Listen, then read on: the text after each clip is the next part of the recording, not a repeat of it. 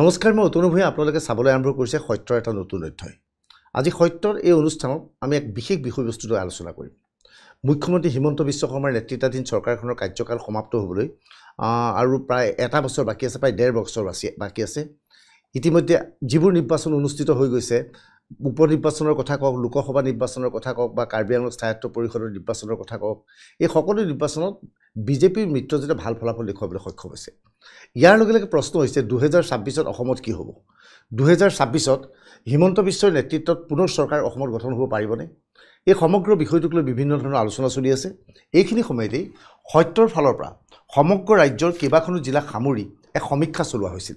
আমাৰ ফালৰ পৰা সমীক্ষা চলোৱা হৈছিল। এই সমীক্ষাত প্ৰায় 1000 চেম্পল লোৱা হৈছিল। কি ধৰণে আমি চেম্পল সংগ্ৰহ কৰিছোঁ সেই বিষয়ে আমি আপোনালোকক দেখুৱাব বিচাৰিছোঁ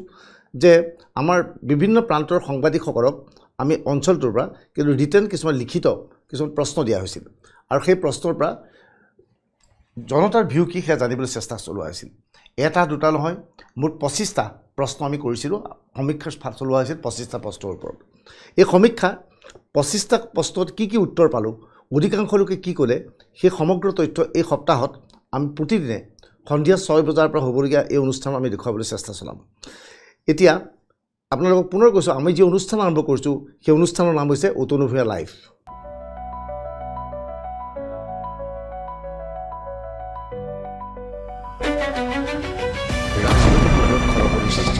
হিমন্ত বিশ্ব শৰ্মাৰ নেতৃত্বাধীন চৰকাৰখনে এতিয়া এই সমষ্টিত হিন্দুৰ তুলনাত মুছলমান ভোটাৰৰ সংগীজৰ পৰিৱৰ্তে বিজেপিৰ সপক্ষে। দৰ্শকক ইয়াৰ তথ্য জনাওঁ যে আজি এই 25টা প্ৰশ্নৰ 5টা প্ৰশ্নৰ ওপৰত আমি বিশ্লেষণ কৰিম আৰু এই 5টা প্ৰশ্নৰ উত্তৰ প্ৰায় 1000 চেম্পলত আমি কি পালোঁ সেই বিষয়ে আমি আপোনালোকক জনাবলৈ চেষ্টা চলাম। এইখিনি টেকনিকেল টিমক কওঁ যে মোৰ খুব ইকো আহি আছে, ইকোটো অলপ ঠিক কৰিবলৈ অনুৰোধ জনাইছোঁ। যি কি নহওক, আমাৰ প্ৰথমটো প্ৰশ্ন আছিল যে হিমন্ত বিশ্ব চৰকাৰৰ কাৰ্যকাল সংক্ৰান্তত আপুনি কি কয়? আমি 1000ৰ অধিক লোকৰ পৰাই প্ৰশ্ন জানিব বিচাৰিছিলোঁ। আমাৰ প্ৰশ্নৰ আমি 3টা তেওঁলোকক উত্তৰ দিছিলোঁ, ভাল, বেয়া, মন্তব্য নাই। এইকেইটাৰ ওপৰত তেওঁলোকক মন্তব্য দিবলৈ 1000 চেম্পল সংগ্ৰহ কৰা হৈছিল। এই চেম্পল সংগ্ৰহ কৰাৰ পিছত আমি 1000 অধিক চেম্পলৰ পৰা যি তথ্য পালোঁ, হিমন্ত বিশ্ব চৰকাৰৰ কাৰ্যকাল সংক্ৰান্তত আপুনি কি কয়, ইয়াতেই দেখা গৈছে ভাল বুলি কৈছে 75.2%। অৰ্থাৎ হিমন্ত বিশ্ব চৰকাৰৰ কাৰ্যকাল সংক্ৰান্তত আপুনি কি কয়, ভাল বুলি কৈছে 75.2%, বেয়া বুলি কৈছে 8.6%। অৰ্থাৎ হিমন্ত বিশ্ব চৰকাৰৰ কাৰ্যকালক কেৱল 8.6% লোকেহে বেয়া পাইছে আৰু মন্তব্য নাই বুলি কৈছে 16.2%। গতিকে প্ৰথমটো যি সমীক্ষা চলাইছিল সেই সমীক্ষাত এটা কথা স্পষ্ট হৈছে যে এই চৰকাৰৰ কাৰ্যকাল সংক্ৰান্তত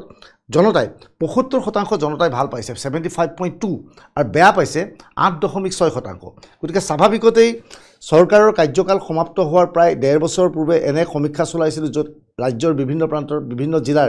1000 লোকৰ পৰা সমীক্ষা ওলোৱা হৈছিল। এই 1000 লোকৰ অধিকাংশই 75.2% কৈছে হিমন্ত বিশ্ব চৰকাৰৰ কাৰ্যকাল সংক্ৰান্তত আপুনি কি কয়। ইয়াৰ উত্তৰত তেওঁলোকে ভাল বুলি কৈছে, পুনৰ কৈছোঁ 8.6%, বেয়া বুলি কৈছে আৰু মন্তব্য দিবলৈ অস্বীকাৰ কৰিছে 16.2%। এইটো আছিল প্ৰথমটো আমাৰ প্ৰশ্ন। এই প্ৰশ্নৰ উত্তৰৰ ওপৰত আমি বিভিন্ন ধৰণে বিশ্লেষণ কৰিবলৈ চেষ্টা চলাম। এই বিষয়ে আলোচনা কৰিবলৈ ষ্টুডিঅ'ত আমাৰ দুজন অতিথি আছে, দুজন সাংবাদিক, জ্যেষ্ঠ সাংবাদিক। মোৰ লগত আছে পংকজ দুৱাৰা। পংকজ দুৱাৰা আমাৰ একালৰ সতীৰ্থ আছিল, যথেষ্ট জ্যেষ্ঠ সাংবাদিক। বিশেষকৈ ফেচবুকত বিভিন্ন সময়ত পংকজ দুৱাৰাই চৰকাৰৰ নীতিক সমালোচনা কৰে বা বিভিন্ন নীতি সংক্ৰান্তত আপোচবিহীনভাৱে মাত মাতি আছে। লগত আছে শিৱানু বৰা। শিৱানু বৰাকো আপোনালোকে জানে ফেচবুকত যথেষ্ট সক্ৰিয়, বিভিন্ন দিশৰ সংক্ৰান্তত শিৱানু বৰাই বিভিন্ন মন্তব্য আগবঢ়ায়। লগতে নিজৰ বাসগৃহৰ পৰা আমাৰ লগত উপস্থিত আছে অসমৰ জ্যেষ্ঠ সাংবাদিক উৎপল বৰুৱা। উৎপল বৰুৱাকো এই অনুষ্ঠানলৈ স্বাগতম জনাইছোঁ। আটাইকেইজনৰ সৈতে আমি এই বিষয়ে কথা পাতিবলৈ চেষ্টা চলাম। দেখা গ'ল হিমন্ত বিশ্ব চৰকাৰৰ কাৰ্যকাল সংক্ৰান্তত আপুনি কি কয় এই প্ৰশ্নটো কৰোঁতে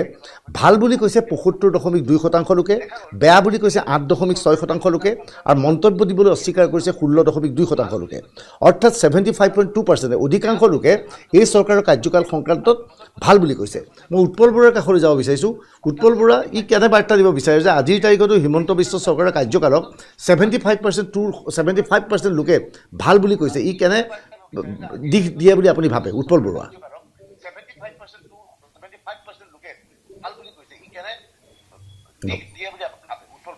চাওক, যিটো 1.5 বছৰ এখন চৰকাৰ কাৰ্যকাল থকাৰ সময়ত যিখিনি পাৰ্চেণ্টেজ আপোনাৰ ওলাইছে, বিশেষকৈ ভাল বুলি কোৱাৰ ক্ষেত্ৰত এইটো এটা বৰ্তমানৰ ৰাজনৈতিক প্ৰেক্ষাপটত এটা বিশেষভাৱে উল্লেখজনীয় ঘটনা বুলিয়ে ক'ব লাগিব। মই ভাবোঁ যে স্বাধীনোত্তৰ পিছত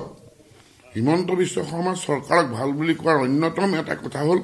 এজন ডাইনামিক অৰ্থাৎ এজন সক্ৰিয় মুখ্যমন্ত্ৰী অসমৰ ৰাইজে পাইছে।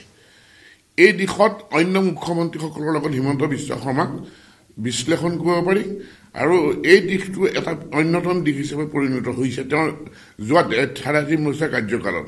দ্বিতীয় কথা হৈছে যে বিভিন্ন ধৰণৰ আঁচনি এইখন চৰকাৰে গ্ৰহণ কৰিছে, তাৰ ফলত হিতাধিকাৰী বৃদ্ধি পাইছে। এই হিতাধিকাৰীসকল স্বাভাৱিকতে চৰকাৰৰ কাষত আছে। আৰু ৩ নম্বৰৰ কথাটো হৈছে কি জাতীয় সুৰক্ষাৰ যিটো প্ৰশ্ন, যে অসমীয়া জাতীয় সুৰক্ষাৰ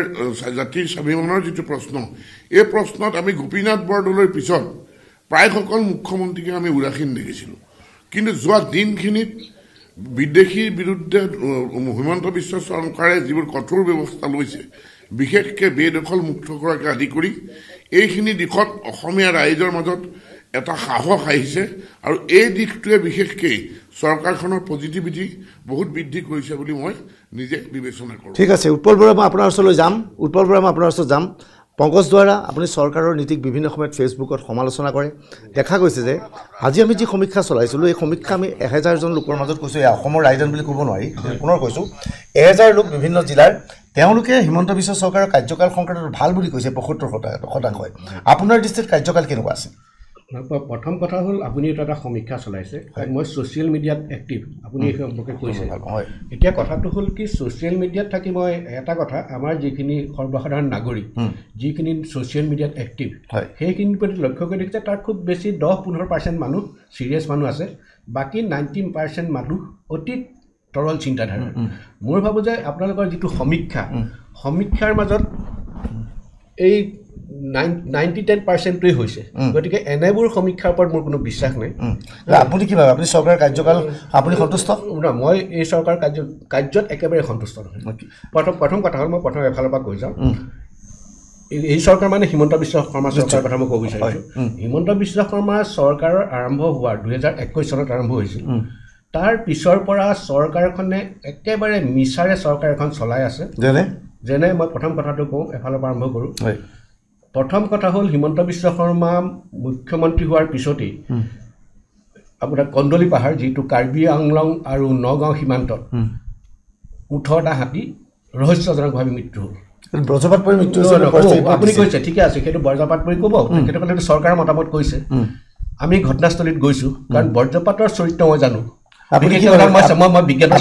কি ভাবে সেইকেইটাক মাৰি পেলোৱা হৈছে? সেইকেইটা ষড়যন্ত্ৰমূলকভাৱে মাৰি পেলোৱা হৈছে আৰু গোটেই বস্তুটো এইটো লুকুৱাই পেলোৱা হৈছে। কাৰণ মই বুজি নাপালোঁ, চৰকাৰখন গ্ৰহণ দায়িত্ব লৈ হিমন্ত বিশ্বই হাতীকেইটাক মাৰি কি লাভ হ'ল বাৰু জানিব বিচাৰিম।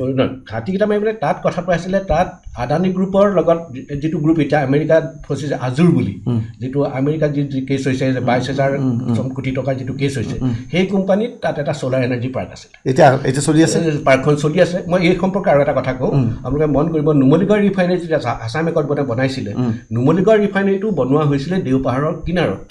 দেওপাহাৰ আছিলে, সেইটো হৈছিলে হাতীৰ বিচৰণ ভূমি। হাতীৰ বিচৰণ ভূমিৰ কাৰণে নুমলীগড় পাহাৰৰ যিখন বাওঁফালৰ যিখন ৱাল, বাৰে প্ৰতি সেই ৱালখন হাতী গৈ ভাঙি পেলাই। এই বিষয়তে এটা কথা কওঁ, কাৰণ সেই সময়ত হৈছে কি, মই অসমৰ ভিডিঅ'ৰ কাম কৰা সেই সময়ত হয়তো খুব কম অসমৰ মানুহ আছিলে, মই কাম কৰিছিলোঁ। আৰু নুমলীগড় ৰিফাইনেৰীৰ এণ্টায়াৰ ভিডিঅ'। আপুনি মূল বিষয়টো কওক, হিমন্ত বিশ্ব চৰকাৰৰ কাৰ্যকাল।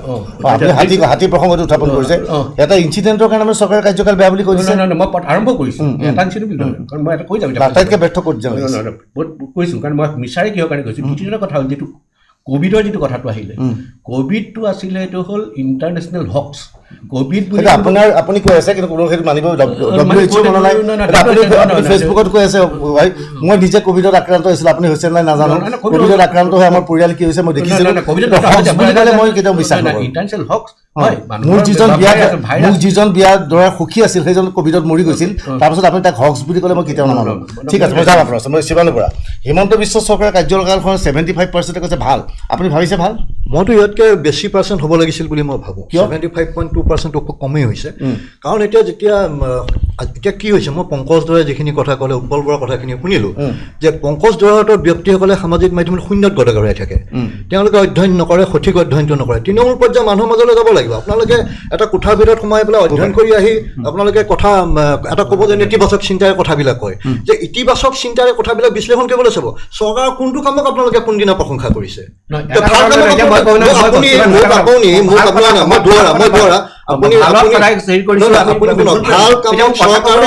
চৰকাৰৰ কোনটো ভাল কামক প্ৰশংসা কৰিছে আপোনালোকৰ নিচিনা মানুহ মই এটা কথা কৈছো আপোনালোকৰ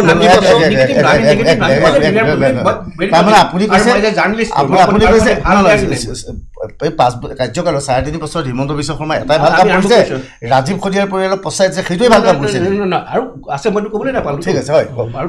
মোৰ কথাখিনি শুনি লওক আপুনি কৈ থকা সময়ত শুনক আপুনি কৈ থকা সময়ত মই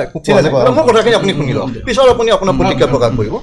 মই এটা কথা দেখিছোঁ আপোনালোকৰ নিচিনা যিসকল ব্যক্তিয়ে নেতিবাচক সমালোচনা কৰি থাকে সামাজিক মাধ্যমত তেওঁলোকে আচলতে শূন্যত গতাগৰাই থাকে অধ্যয়ন নাই সঠিক অধ্যয়নটো নাই মই সেইকাৰণে এটা কথা তেওঁলোকে অধ্যয়নটো নকৰে এতিয়া আপুনি অকণমান আগতে কৈ দিলে হাতীকেইটাৰ কথা নাই বৰ্তমানে এটা ঘটনাক লৈ আপুনি প্ৰতিক্ৰিয়া সৃষ্টি কৰি আছে কিন্তু ভাল কাম এটাও পোৱা নাই নে হিমন্ত বিশ্ব শৰ্মা চৰকাৰৰ আৰম্ভই কৰিছিলোঁ মই আমি ঠিক আছে আৰু কি বেয়া কাম পাইছে পংকজ দৰা এই চৰকাৰৰ কাৰ্যকালত আপুনি কি বেয়া পাইছে আৰু কথা হ'ল নেক্সট যিটো যেতিয়া আমি ভেকচিন ঠিক আছে মই কৰোণা কথাটো ক'লে তাৰপিছত কওক হয় কৰোণা পাৰ্টটো কৰিব আপুনি কৰোণাটো বেয়া পাইছে আৰু কৰোণা পাৰ্টটো বলপূৰ্বকভাৱে ভেকচিন দিয়া হ'ল সেই সময়তে গভৰ্ণমেণ্টৰ কৰোণা ভেকচিনৰ সময়ত যদি ভেকচিন দিলাকে বলপূৰ্বকভাৱে কিয় ভেকচিন দিয়া হৈছিল মোৰ ছেকেণ্ড পইণ্ট হ'ল সেইটো থাৰ্ড হ'ল কি গভৰ্ণমেণ্ট চৰকাৰখনৰ এতিয়া ভাল কাম কৰিছে ধৰণে ব্ৰিজ হৈছে গুৱাহাটীত ব্ৰিজ হৈছে ৰাস্তা পদূলি ভাল হৈছে তাত আৰু ডিমত নাই ৰাস্তা পদূলি যথেষ্ট ভাল হৈছে কিন্তু ৰাস্তা পদূলি উন্নয়নৰ বিপৰীতে আমাৰ সংস্থাপন কিমান ল'ৰা ছোৱালী সংস্থাপন পাইছে চাকৰিৰ নিবনুৱা সংস্থাপন কিমানখিনি হৈছে সেইটো এটা চবতকৈ ডাঙৰ কথা তাৰপৰা আমি শিক্ষাৰ ক্ষেত্ৰত যাম শিক্ষাৰ ক্ষেত্ৰত আমাৰ যিখিনি চৰকাৰী বিদ্যালয় যিবোৰ আছে শিক্ষানুষ্ঠান আছে সেইবোৰ অৱস্থাটো কি উন্নত হৈছে কাৰণ সেইখিনি সকলো ফালে চৰম অধপতন ঘটি আছে ঠিক আছে এইটো আছিল কিন্তু এই ক্ষেত্ৰত মই আমাৰ নিউজ ডেস্কত যাব বিচাৰিছোঁ নিউজ ডেস্কত এই মুহূৰ্তত উপস্থিত আছে মোৰ সহযোগী জয়ন্ত ডেকা নিউজ ডেস্কৰ ফালৰ পৰা আমি তেওঁলোকৰ আমাৰ সতীৰ্থ খবৰৰ পৰা জানিব বিচাৰিছিলোঁ চৰকাৰৰ কাৰ্যকাল সংক্ৰান্তত কি কৈছে মই যাম জয়ন্ত ডেকাৰ ওচৰত ফুল স্ক্ৰীণত জয়ন্তক দেখুৱাব লাগে হয় অতনু আজি আমি ডেস্কত আমি বহুখিনি সতীৰ্থ আছোঁ আৰু প্ৰথমতে আপোনাৰ প্ৰশ্নটোৰ উত্তৰটো বিচাৰিছোঁ মই ধৰিত্ৰীৰ ওচৰৰ পৰা ধৰিত্ৰী এই যে হিমন্ত বিশ্বৰ কাৰ্যকাল সংক্ৰান্তত তুমি কি কোৱা এটা শব্দত যদি ক'বলৈ যাওঁ ভাল আৰু ভাল বুলি এইকাৰণে কৈছোঁ প্ৰথমতে মোৰ মনত আহিছে যিখিনি ছাত্ৰ ছাত্ৰীয়ে বৰ্তমান গ্ৰেজুৱেশ্যন কৰি আছে সেই ছাত্ৰ ছাত্ৰীখিনিয়ে কিন্তু চৰকাৰখনৰ পৰা খুব সকাহ পাইছে কিয়নো আমি যেতিয়া আগতে গ্ৰেজুৱেশ্যন কৰিছিলোঁ তেতিয়া আমি ধৰক 50,000 বা 60,000 টকা আমি খৰচ কৰি আমাৰ গ্ৰেজুৱেশ্যনটো কমপ্লিট কৰিবলগীয়া হৈছিল কিন্তু বৰ্তমান সময়ত মই যিমান দূৰ জানো ইমানখিনি টকা দিব নালাগে ধৰক কিতাপৰ খৰচ এডমিশ্যন ফিজ এইখিনি নাথাকেই ফৰ্ম ফিল আপ থাকে 6 মাহৰ মূৰত সেইখিনি টকা দিব লাগে ধৰক 5-10 হাজাৰ মান টকাত গ্ৰেজুৱেশ্যনটো কমপ্লিট হৈ যায় গতিকে খুব সকাহ পাইছে লগতে গাঁৱৰ মহিলাখিনিও সকাহ পাইছে যিহেতু মাহে 1200 টকাকৈ সোমাই তেওঁলোকৰ একাউণ্টত গতিকে এটা সময়ত গৈ ভাল এটা ধন তেওঁলোকৰ জমা হয় সেই ধনেৰে কিবা নহয় কিবা এটা কাম কৰিব পাৰে গতিকে এইখিনি ভাল হৈছে সকাহ পাইছে মহিলা আৰু ছাত্ৰ ছাত্ৰীয়ে ধৰিত্ৰীলৈ ধন্যবাদ আৰু ধৰিত্ৰীয়ে খুব ধুনীয়াকৈ ক'লে যে তেওঁলোকৰ যি ডিগ্ৰীত পঢ়া শুনাৰ ক্ষেত্ৰত যি চৰকাৰে ৰেহাই দিছে সেই শিক্ষাৰ কাৰণে পঢ়া শুনাৰ কাৰণে সেইটো এটা ভাল কথা আমাৰ আছে সুস্মিতা কি কোৱা হিমন্ত বিশ্ব শৰ্মাৰ যি চৰকাৰ কাৰ্যকাল সেই কাৰ্যকাল সম্পূৰ্ণ সফল হৈছে বুলি ভাবোঁ কাৰণ ধৰিত্ৰীয়ে এটা পইণ্ট সকলোকে কৈছে যদি আমি আন এটা পইণ্ট চাবলৈ যাওঁ তেতিয়াহ'লে উন্নয়ন হৈছে লগতে আন এটা কথা কওঁ ইয়াৰ আগতে পূৰ্বৰ যি চৰকাৰ আছিল সেই চৰকাৰ যদিও অসমবাসীয়ে বা ৰাজ্যবাসীয়ে গ্ৰহণ কৰিছিল কিন্তু কোনোবা ক্ষেত্ৰত হয়তো অসুখী আছিল কিন্তু বৰ্তমান অসমবাসী ৰাইজ এই চৰকাৰখনক লৈ যথেষ্ট সুখী বুলি মই ভাবোঁ ধন্যবাদ আমাৰ লগত জ্যোতি আছে জ্যোতি তুমি কি ভাবা মই বহু ক্ষেত্ৰত সফল হোৱা বুলি ক'ম বিশেষকৈ প্ৰশাসনিক সংস্কাৰ সাধনত চৰকাৰখন সফল হৈছে দ্বিতীয়তে আপোনাৰ বিভিন্ন ৰাজহুৱা সেৱাসমূহ অনলাইন সেৱা কৰাৰ বাবে ধৰক এতিয়া মাটিৰ খাজনা দিয়াই হওক ড্ৰাইভিং লাইচেঞ্চ বনোৱা বিভিন্ন সেৱা দিয়া অনলাইন কৰি দিছে এই ক্ষেত্ৰত জনতাক যথেষ্ট সকাহ দিছে বিশেষকৈ মাজত এটা মধ্যভোগী শ্ৰেণী যিটো আছিল সেই শ্ৰেণীটো এতিয়া নাইকিয়া হৈ গ'ল তাৰ প্ৰত্যক্ষভাৱে ৰাইজে অভিযোগ দাখিল কৰিবৰ বাবে তেওঁলোকে বিভিন্ন সেৱাৰ বাবে আবেদন কৰিব পাৰে বা মাজত কোনো মধ্যভোগী নোহোৱাকৈ তেনেকৈ স্বাভাৱিকভাৱে তথ্য পাতি আহৰণ কৰা বা আজি সুবিধা হৈছে বহুতকেইটা সুন্দৰ সুন্দৰ তেওঁলোকে কথা ক'লে যে যি মধ্যভোগী আছিল যি অফিচবিলাকত যি দুৰ্নীতি আছিল সেই দুৰ্নীতিখিনি নোহোৱা হৈছে গতিকে অতনু আমিও ভাবোঁ যে এই চৰকাৰখন যথেষ্ট সফল হৈছে অতনু জয়ন্ত ডেকা বহুত ধন্যবাদ ডেস্কৰ ওচৰত মই পৰৱৰ্তী সময়ত আকৌ যাম এইবাৰ আমি দ্বিতীয়টো প্ৰশ্ন পুনৰ দৰ্শকৰ জ্ঞাতাৰ্থে জনাওঁ যে 1000ৰ অধিক লোকক আমি এই প্ৰশ্ন কৰিছোঁ এটা সমীক্ষা চলাইছিলোঁ মোৰ 25টা সমীক্ষাৰ ভিতৰত 5টা প্ৰশ্নৰ ওপৰত আজি আমি বিতংভাৱে আলোচনা কৰিম আমাৰ দ্বিতীয়টো প্ৰশ্ন আছিল কোনটো দিশত চৰকাৰ আটাইতকৈ সফল হৈছে আমি এই ক্ষেত্ৰত মানুহৰ ওচৰত 3টা বিষয় লৈ গৈছিলোঁ আইন শৃংখলা উন্নয়ন নে হিতাধিকাৰ সৃষ্টি এই 3টাৰ ভিতৰত কোনটো দিশত চৰকাৰ আটাইতকৈ সফল হৈছে আমি ইয়াত বিফলতাৰ কথা কোৱা নাই পংকজ তৰাই হয়তো বেয়া পাব কোনোটোতে সফল বুলি কোৱা নাই যি কি নহওক আমাৰ সমীক্ষাত কৈছে 22.26% কৈছে আইন শৃংখলাত আটাইতকৈ সফল হৈছে ইয়াৰ বিপৰীতে 46.7 অৰ্থাৎ 46% লোকে উন্নয়নত চৰকাৰখন সফল হৈছে বুলি কৈছে দ্বিতীয় স্থানত আছে হিতাধিকাৰ সৃষ্টি বহুতে কৈছে যে 31.7% লোকে কৈছে হিতাধিকাৰ সৃষ্টিৰ ক্ষেত্ৰত হিমন্ত বিশ্ব চৰকাৰ এই কাৰ্যকালত যথেষ্ট সফল হৈছে পংকজ দৰা আকৌ আপোনাৰ ওচৰত আহিছোঁ 46% কৈছে যে উন্নয়নৰ ক্ষেত্ৰত চৰকাৰ আটাইতকৈ সফল হৈছে আৰু দ্বিতীয়ত আছে হিতাধিকাৰ সৃষ্টি আৰু তৃতীয়ত আছে আইন শৃংখলা আপুনি কি ভাবে উন্নয়নৰ ক্ষেত্ৰত সফল হৈছে উন্নয়নৰ ক্ষেত্ৰত সফল হোৱা নাই আইন শৃংখলাৰ ক্ষেত্ৰত চৰকাৰখন সফল হৈছে আগতকৈ আইন শৃংখলাৰ পৰিস্থিতি বহুতখিনি ভাল হৈছে আগতকৈ উন্নয়ন হোৱা নাই উন্নয়ন ৰাস্তা পদূলি হৈছে মই অলপ আগতে কৈছোঁ এটা কথা যে উন্নয়ন মানে অকল ৰাস্তা পদূলি বনোৱাটোৱেই নহয় বিশেষকৈ কথা হ'ল যে সংস্থাপন শিক্ষা বিনিয়োগ এই 3টা বস্তু চাব লাগে বিনিয়োগো ইয়াত অসমত হোৱা নাই কথা এটা কৈছে কিন্তু তাৎপৰ্যপূৰ্ণ কিছু সময়ৰ আগতে আমাৰ ডেস্কৰ পৰা আমাৰ ধৰিত্ৰীয়ে কথা এটা কৈছে যে আগতে কলেজত পঢ়িবলগীয়া হ'লে আমি এডমিশ্যন ফিজ অমুক বহুত দিব লাগিছিল আজিকালি কলেজ পঢ়োঁতে এপইচাও দিবলগীয়া হ'ল যিসকল মানুহৰ পৰিয়ালৰ ঘৰত ল'ৰা ছোৱালী আছে কলেজত পঢ়ি আছে তেওঁলোকে কিমান সকাহ পাইছে যাৰ ল'ৰা ছোৱালীয়ে পঢ়ি থকা নাই তেওঁলোকে বুজি পোৱা নাই 1 নম্বৰ 2 নম্বৰ উন্নয়নৰ ক্ষেত্ৰত কৈছে যে হয় গাঁৱে ভূঞে পথ নিৰ্মাণ হৈছে এইখিনি হৈছে ঠিকেই কৈছে আৰু তৃতীয়তে আপুনি এটা উত্থাপন কৰিছে যে আইন বিদ্যালয়ৰ কথা কৈছে বিদ্যালয় যি ধৰণে হ'ব লাগে তেনেকৈ হোৱা নাই সীমান্ত বৰা আপুনি কি কয় এইটো এতিয়া উন্নয়নৰ ক্ষেত্ৰত ইনভেষ্টমেণ্ট সংস্থাপনৰ ক্ষেত্ৰত যিটো কথা ক'লে মই ক'ব খুজিছোঁ উন্নয়নটো সংখ্যাৰে চালে নহ'ব গুণগত মানেৰে চাব লাগিব আগতে ঘোষ নিদিয়াকৈ এটা চাকৰি পোৱা নাছিল এতিয়া ঘোষ নিদিয়াকৈ কোনো পইচা নিদিয়াকৈ চাকৰি পাইছে উঠি অহা ল'ৰা ছোৱালীখিনি গতিকে নিযুক্তি পোৱা আৰু আৰু উন্নয়নৰ লগতে পাৰ্চেণ্টেজ চাবলৈ আমি এতিয়া কংগ্ৰেছ বিজেপি কিছুমান পাৰ্চেণ্টেজ চালে নহ'ব নাই সকলো ক্ষেত্ৰতে তেতিয়া যিবোৰ নিযুক্তি পাইছিলে শিক্ষক একদম পঢ়িব নাজানে অংক যোগ কৰিব নাজানে আজি মুখ্যমন্ত্ৰীজনে সেই সময়ত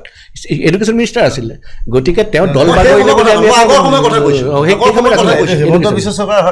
শিক্ষামন্ত্ৰী টেট বিষয়টো অসমত তাৰপিছত আহিছে প্ৰথম অৱস্থাত তাৰ আগৰ কংগ্ৰেছ চৰকাৰৰ সময়ৰ কথা কৈছোঁ মই যিসকল মই শিক্ষকৰ কথা কৈছোঁ সেইসকলে নিযুক্তি পাইছিলে তেওঁৰ আগৰ সময়ত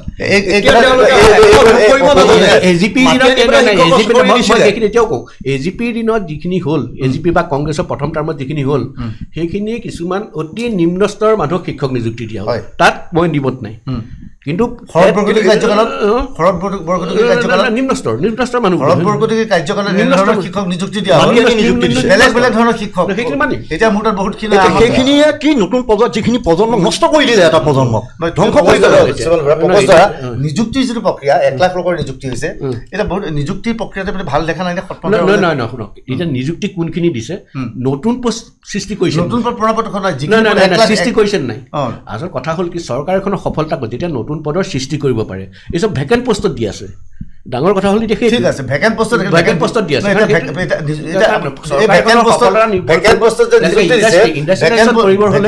নতুন ইণ্ডাষ্ট্ৰী আহিবলৈ তাত সংস্থাপন হ'ব ইয়াত হ'ল কি আপোনাৰ আছাম কি পাতিছিলে না আজি সৰ্বানন্দ সোণোৱাল দিনত এডভান্টেজ আছাম পাতিলে কেইটকা কোন কোম্পানী ইনভেষ্টমেণ্ট হ'ল এতিয়া লাষ্ট টাটাৰ যিটো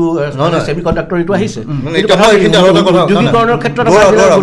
এইখিনিতে আৰু এটা কথা ক'ব খোজোঁ আপোনালোকে ইণ্ডাষ্ট্ৰী আহিব লাগে অমুক আহিব লাগে তমুক আহিব লাগে কয় এই জাপানৰ প্ৰধানমন্ত্ৰী অহা কথা আছিলে কা আন্দোলনৰ সময়ত কি কৰিলে ধ্বংস কৰি গোটেই নষ্ট কৰি নিদিলে নে এইটো ডাঙৰ সুযোগ আছিল অসমৰ কাৰণে আন্দোলনৰ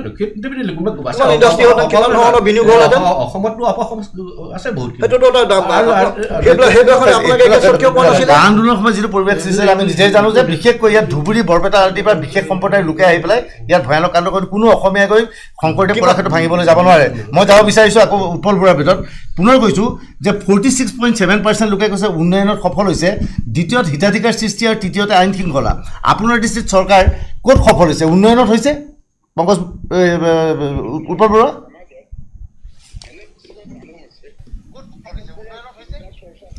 চাওক এনেকৈ আমাৰ সমাজত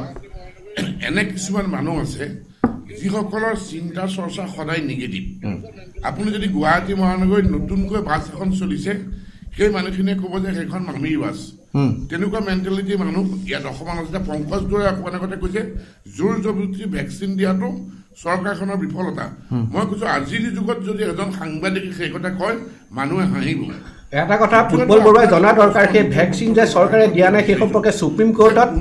কেন্দ্ৰীয় চৰকাৰে কি দাখিল কৰিলে সেই সম্পৰ্কে উৎপল বৰুৱাই অলপ পঢ়া শুনা কৰি লওক যিটো কাম কৰে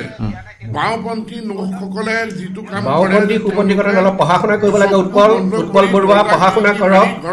অলপ পঢ়া শুনা কৰক হোৱাটছআপ ইউনিভাৰ্চিটিৰ কথা মতে মোৰ লগত বহিবলৈ নাহিব বতাহ সূৰ্যৰ পোহৰ ঘৰৰ ভিতৰত ভেকচিনটো ভেজাল ইতিমধ্যে প্ৰমাণ হৈ গৈছে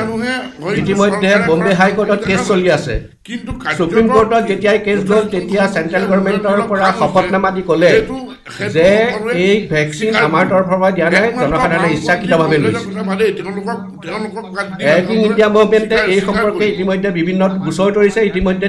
3 লাখ কোটি টকাৰ গোচৰ ইতিমধ্যে বম্বে হাইকোৰ্টত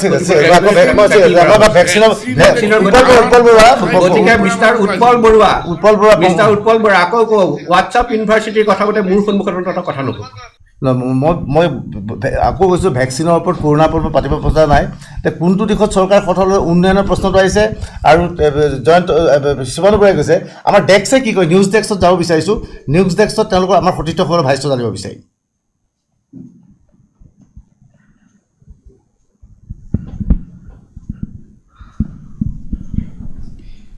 হয় অতনু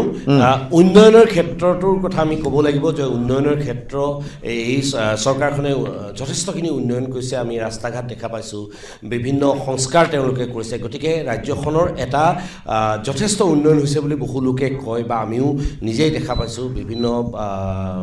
ৰাস্তা ঘাট এনেধৰণৰ বহু উন্নয়ন হৈছে বিভিন্ন দিশত সংস্কাৰ হৈছে আৰু এই উন্নয়নবিলাকৰ কথা আমি ক'বই লাগিব ধৰিত্ৰী কি ভাবা যে উন্নয়নত সকলোৱে বেছি নম্বৰ দিছে উন্নয়ন কি প্ৰথমতে ৰাস্তা ঘাটৰ কথাই ক'ব লাগিব আপুনি যিটো কৈছে কিয়নো মই নিজেই বহুত দূৰৰ পৰা অহা যোৱা কৰোঁ গতিকে মই স্কুটিলৈ অহা যোৱা কৰোঁ আগতেই মই বহুত যান জঁটৰ সমস্যা মই পাইছিলোঁ বৰ্তমান সময়ত মই খুব ধুনীয়াকৈ আহিব পাৰোঁ গতিকে ৰাস্তা ঘাট হোৱাৰ পৰা যিসমূহ অভাৰব্ৰিজ হৈছে সেই ব্ৰিজসমূহ হোৱাৰ পৰা যান জঁটৰ সমস্যাখিনি নহয় গতিকে মই ভাবোঁ ৰাস্তা ঘাটৰ সমস্যাটোৱে মানে দূৰ হৈছে উন্নয়নৰ ক্ষেত্ৰত আৰু সেইটো এটা সমীক্ষা কি ভাবা উন্নয়ন কেনেকৈ হৈছে ৰাস্তা ঘাটৰ ক্ষেত্ৰত যথেষ্ট উন্নয়ন হৈছে মই গহপুৰৰ হয় যিহেতু যেতিয়া বাছত যাওঁ যথেষ্ট অসুবিধাৰ সন্মুখীন হয় ৰাস্তা খুব বেয়া এতিয়া 4 লেন হোৱাৰ পিছত খুব ভাল হৈছে লগতে গাঁৱৰ যিবিলাক ৰাস্তা আছিল আগতে কেঁচা ৰাস্তা আছিল যাবলৈ খুব অসুবিধা হয় বানপানী হয় বা বোকা হয় কিন্তু এতিয়া গাঁৱৰ ৰাস্তা আচলতে ধৰিব নোৱাৰে খুব পকা হৈছে গতিকে উন্নয়নৰ ক্ষেত্ৰত হিমন্ত বিশ্ব শৰ্মা চৰকাৰ সফল হৈছে এইটো এটা খুব ভাল কথা কৈছে দুইজনে ৰাস্তা ঘাটৰ কথা ক'লে আৰু ৰাস্তা ঘাটৰ উন্নয়ন সঁচাকৈ হৈছে সকলোৱে দেখা পাইছে যিটো বস্তু আমি দেখিছোঁ নহয় জানো জ্যোতি কি কোৱা মই অনুৰূপ ধৰণে ক'ম ডেভেলপমেণ্টৰ মানে ভিজিবল স্বৰূপটো হৈছে ৰাস্তা ঘাট যে আমি দেখিছোঁ যে বিগত সময়ছোৱাত আন কথা নকওঁ মই গুৱাহাটীৰ কথাই ক'লোঁ গুৱাহাটীৰ বিশেষকৈ যথেষ্ট কেইখন হিমন্ত বিশ্ব শৰ্মা চৰকাৰ অহাৰ পৰা কেইবাখনো অভাৰব্ৰিজ বনোৱা হৈছে ফ্লাইঅভাৰ বনোৱা হৈছে প্ৰথম অৱস্থাত ৰাইজে কৈছিলে যে এইটো কমিশ্যনৰ অংক অমুক তমুক কিন্তু আমি এতিয়া ধৰক ৰাষ্ট্ৰীয় ঘাইপথত যেতিয়া যাওঁ আগতে বেলতলা লখৰা আদি পইণ্টত আধা ঘণ্টা এঘণ্টা ধৰি ফচি থাকিব লাগে কিন্তু এতিয়া আপোনাৰ খানাপাৰাৰ পৰা জালুকবাৰীলৈ মাত্ৰ 15 পৰা 17 মিনিট লাগে যে এটা কথা বুজি নাপায় যে গৌৰৱ গগৈ বা বিৰোধী পক্ষই যিদৰে অভিযোগ কৰে সেই অভিযোগ সত্য প্ৰমাণিত হ'লে বাহিৰত ফুৰি অহা এজন লোকে যদি অসমলৈ আহে তেওঁলোকৰ এই মন্তব্য মানে হাস্যকৰ বুলি ভাবিব কাৰণ ৰাস্তা ঘাট উন্নয়ন আপুনি বেংকক বা যিকোনো তৃতীয় বিশ্বৰ দেশ এখনলৈ গ'লেও তাত ৰাস্তা ঘাটৰ যিটো উন্নয়ন তাৰ আধাও যদি আমাৰ অসমত হয় সি লাগিলে অভাৰব্ৰিজ বনাই হওক তো সেইটো বেয়া পাব লগা প্ৰথম কথা কোনো কাৰণ নাই কাৰণ গাড়ী চলোৱা মানুহ হিচাপে মই গম পাওঁ কেনেকুৱা এটা অৱস্থা হয় দ্বিতীয়তে আপোনাৰ এই অভাৰব্ৰিজবিলাকৰ নামত ধৰক আমি বিভিন্ন সময়ত দেখিছোঁ কংগ্ৰেছ বা আন দলে অভিযোগ কৰে কিন্তু দিল্লীততো এই অভাৰব্ৰিজৰ নামতে আপ চৰকাৰ 3বাৰকৈ শাসনলৈ আহিলে গতিকে আমাৰ ইয়াত যদি সেই অভাৰব্ৰিজ এখন হয় তাত ৰাইজেও সকাহ পায় আৰু আমাৰ ধৰক উন্নয়নতা হয় তো এই ক্ষেত্ৰত কিছুখন মানে উন্নয়নৰ ক্ষেত্ৰত মইতো কওঁ যে যথেষ্টখিনি সফল হৈছে আইন শৃংখলা এতিয়া কিছুমান ক্ষেত্ৰত এতিয়া ধৰক হত্যা আদি এইবিলাকতো আৰক্ষীয়ে মানে ৰখা বুলি ক'ব নোৱাৰে আৰু চুৰ ডকাইত এইবিলাক ৰখাব পাৰে কিন্তু হত্যা এটাতো ইচ্ছা কৰিলে আৰক্ষীয়ে ৰখাব নাই এই ক্ষেত্ৰত আৰক্ষীক বিশেষ দুখ দিও লাভ নাই তেতিয়া হিতাধিকাৰী সৃষ্টি আমাৰ যিটো ৰাইজে দিছে হিতাধিকাৰী সৃষ্টি কিছু হৈছে সেইটো হয় কাৰণ হিতাধিকাৰী আঁচনি বহুতকেইখন লঞ্চ কৰিছে তো এইখিনিৰ পৰা হিতাধিকাৰী সৃষ্টি হ'বই তো সেইটো নিশ্চয় কিবা এটা অংকতে কৰা হৈছে তাৰমানে হিতাধিকাৰী সৃষ্টি আইন শৃংখলা আৰু উন্নয়ন এই ক্ষেত্ৰত উন্নয়ন যথেষ্ট হৈছে আমি দেখা পাইছোঁ আমাৰ হস্পিটেল স্কুল বিভিন্ন খেলপথাৰ যি উন্নয়ন হৈছে যিবোৰ আমি আন্তঃগাঁথনি দেখা পাইছোঁ সেই আন্তঃগাঁথনিবিলাকে আমি ক'ব লাগিব যে হিমন্ত বিশ্ব শৰ্মা চৰকাৰে যথেষ্টখিনি উন্নয়ন সাধন কৰিছে অতনু তৃতীয়টো প্ৰশ্নৰ ওপৰত কথা পাতি আমাৰ তৃতীয়টো যি আমি কৈছোঁ দৰ্শকৰ জ্ঞাতজনৰ এটা দুটা নহয় মুঠ 25টা প্ৰশ্ন লৈ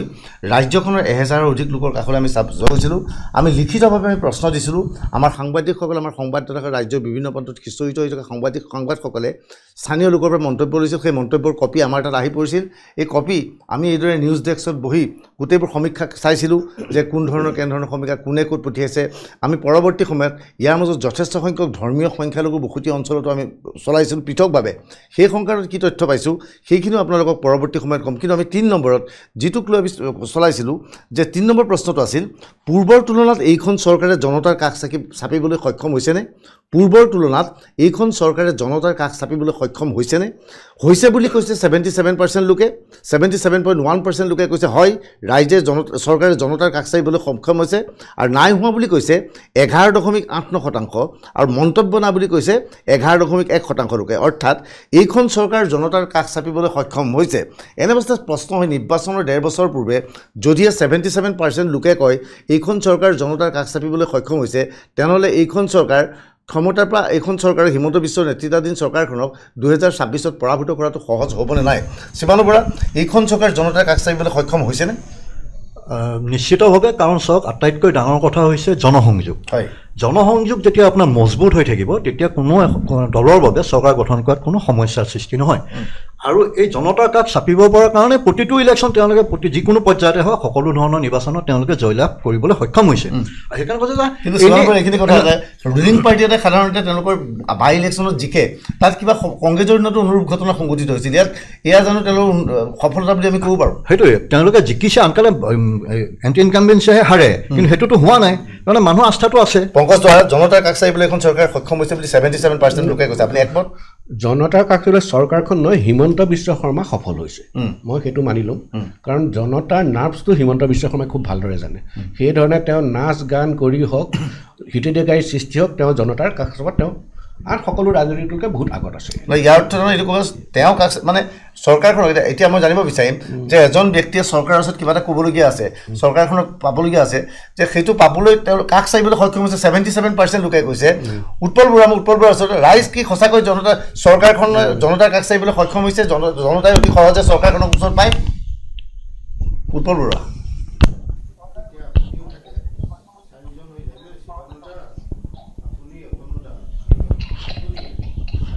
উৎপল বৰুৱা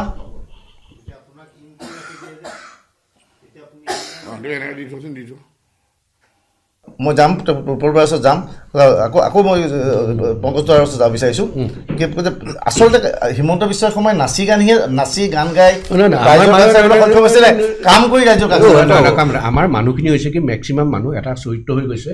যে মানুহখিনি লোভীয়া হৈ গৈছে কাম নকৰি অসমীয়া মানুহৰ ইজি মানিৰ প্ৰতি ধান্দাটো বেছি হৈ গৈছে এতিয়া চৰকাৰে হিতাধিকাৰী সৃষ্টি কৰাৰ ফলত মানুহখিনি হৈছে পৰনিৰ্ভৰশীল এতিয়া অসমৰ মানুহ নহয় কৰ্ণাটকতো কংগ্ৰেছ চৰকাৰ আহিলে একে হিতাধিকাৰী সৃষ্টি কৰি বাছত উঠালে বাছ ফ্ৰী দিম বুলি ক'লে আহিলে গতিকে হিতাধিকাৰী সৃষ্টি অসমীয়া নহয়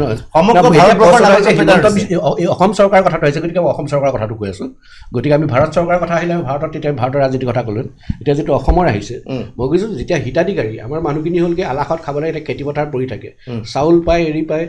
এতিয়া নাচিবলৈ লাগে আমাৰ হ'ল কি 12 মাহত 13টা ফেষ্টিভেল কৰা মানুহ গতিকে হিমন্ত বিশ্ব শৰ্মাই নাচে খাবলৈ দিছে গতিকে তেওঁৰ পিছত মানুহ দৌৰি আছে মানে সেইটো কথা নহয়, সেইটো কথা দৌৰ আপুনি মানে সেইটো দৌৰ ভুল কথা কৈছে আপুনি। আপোনালোকে তৃণমূল পৰ্যায়ত অধ্যয়নেই কৰা নাই। তৃণমূল পৰ্যায়ৰ মানুহৰ মাজলৈ যাওক, তেতিয়াহ'লে গম পাব সন্মুখত যিবোৰ ৰাস্তা আছিলে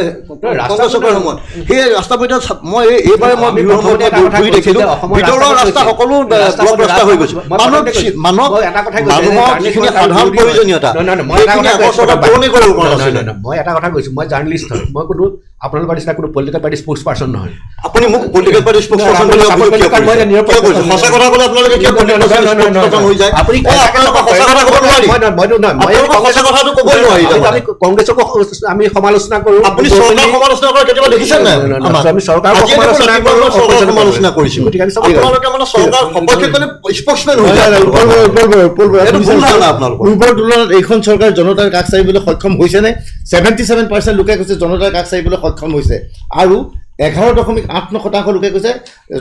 চৰকাৰ জনতাৰ কাষ চাপিবলৈ সক্ষম হোৱা নাই। অৰ্থাৎ চৰকাৰ জনতাৰ কাষ চাপিবলৈ সক্ষম হৈছে বুলি 77% লোকে কৈছে। ইয়াৰ পৰা কি বাৰ্তা সূচায়, আপুনি কি কয় উৎপল বৰুৱা?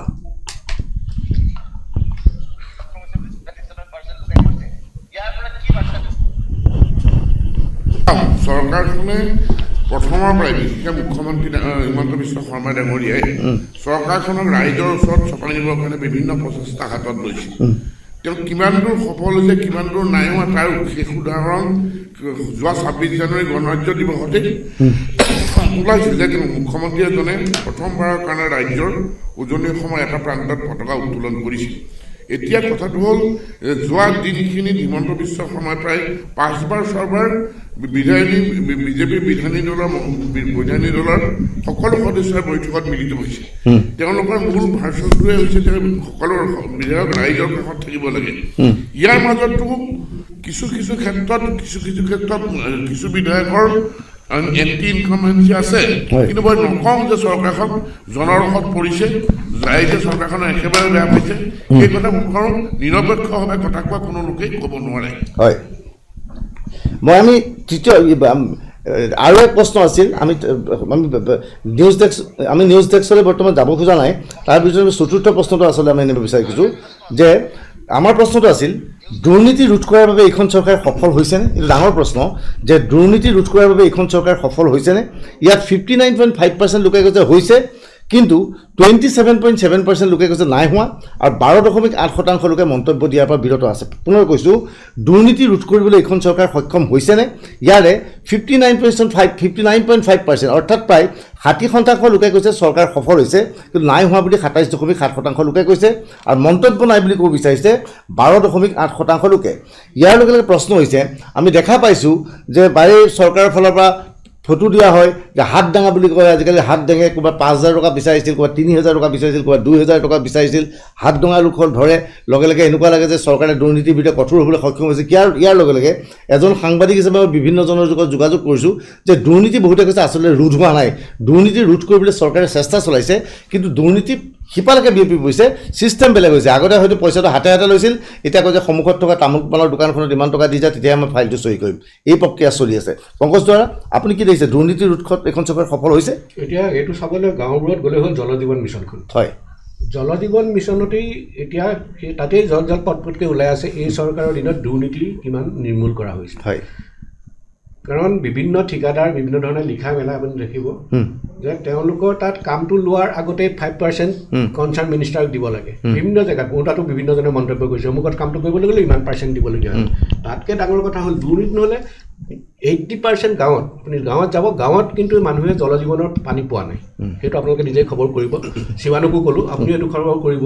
যদি সৎভাৱে কাম এটা হ'লহেঁতেন এইটো হয়তো এনেকুৱা ধৰণৰ অৰাজকতা পৰিস্থিতি। এইখিনিতে মই এড কৰি দিছোঁ এটা কথা পংকজ দুৱাৰৰ এই বক্তব্যটোৰ লগত, যে মাজতে জয়ন্ত মল্ল বৰুৱা ডাঙৰীয়াই এখন বৈঠক পাতিছিলে ছিনিয়ৰ জাৰ্ণালিষ্টখিনিৰ লগত, আৰু তেওঁ এই কথা স্পষ্ট কৰি দিছিল যে বহুত এতিয়া জল জীৱন আঁচনিৰ অধীনত থকা বহুত বিকল হৈ আছে। সেই কথা স্বীকাৰ কৰিছে, সেইখিনি মানুহে আপত্তি কৰিলে মানে, কাৰণ ইতিমধ্যে তেওঁলোকে ৱেবছাইটত এতিয়া বিকল বুলি তাত লিখিয়ে দিছে। গতিকে সেইখিনিক লৈ অযথা এটা কথা হ'ল কি শিৱানু, চলি থকা দিবলৈ দিছে। কোনোবা এটা দুটা জেগাত যদি হ'লহেঁতেন তেতিয়া কোনো বিকল আছে। যেতিয়া 80% হয়, কাৰণ যিমানখিনি কাম হৈছে তাৰ 80%, 30% বিকল আমি মানিম যে 70% ঠিক আছে, 30% বিকল্প মই এই ক্ষেত্ৰত এক পেট্ৰত জল জীৱন আঁচনি বহুত ধৰণ এতিয়া ঠিকাদাৰ পাবলৈ আছে কেন্দ্ৰীয় চৰকাৰে টকা নিদিওঁ বুলি কৈছে দিব পৰা নাই গোটেই ঠিকাদাৰসকল হাহাকাৰ কৰিছে মই জনাবলৈ 1200 কোটি মান টকাৰ লেনদেন এতিয়াও ঠিকাদাৰ পাবলৈ আছে 5% ঠিক আছে সেই কথাবোৰ মই নাজানো মন্ত্ৰী আছে মোৰ তাতে বিভিন্ন জনে লিখি আছে মিনিষ্টাৰৰ কামটো কৰিলে মিনিষ্টাৰ প্ৰথমতে 5% দিবলগীয়া সেইটো মিনিষ্টাৰ মই নাজানো মিনিষ্টাৰ পাব্লিকৰ কাৰণ ময়ো দিয়া কিন্তু অভিযোগ যদি আমি পাইছো অভিযোগটো আমি পাব্লিকক ক'ব লাগিব কথাটো অভিযোগটো সদায় থাকিব তৰুণ গগৈৰ কাৰ্যকালতো তেনেধৰণৰ অভিযোগ আছিল অভিযোগটো কিন্তু সৰ্বসাধাৰণৰ কথা এটা কৈছোঁ যে দুৰ্নীতি ৰোধ কৰাৰ ক্ষেত্ৰত সৰ্বসাধাৰণ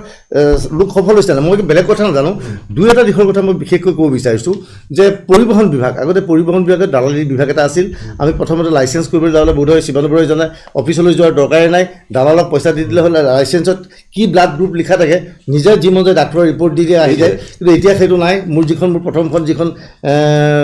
লাইচেঞ্চ আছিল সেইটো পূৰ্বৰ আগৰ তাহানিয়ে কৰি দিছিলোঁ মোৰ ব্লাড গ্ৰুপটো নহয় এইটো মই যোৱাই নাছিল কিবা এটা এক্সিডেণ্ট হ'লে সেইটো গ্ৰুপ এইটো অৱস্থা আছিল কিন্তু আপোনালোক মই এইখিনি এটা কথা কৈছোঁ এতিয়া অনলাইন হোৱাৰ পৰা এইখিনি বিভিন্ন ধৰণৰ সুবিধা এটা গভৰ্ণমেণ্টে ই গভৰ্ণমেণ্ট যেতিয়া হোৱাৰ পৰা বহুত সুবিধা হৈছে ই গভৰ্ণমেণ্ট হোৱাৰ পিছত এইটো গভৰ্ণমেণ্টৰ এটা নিয়মীয়া প্ৰক্ৰিয়া এইটো উৎপলবৰা যাব বিচাৰিব উৎপলবৰা এমুটা আছেনে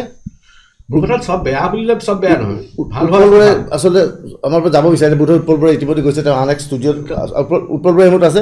উৎপলবৰা আপুনি যাবগৈ আপুনি যোৱাৰ আগতে মই আপোনাক না চাওক আপুনি যিটো দুৰ্নীতিৰ প্ৰশ্নটো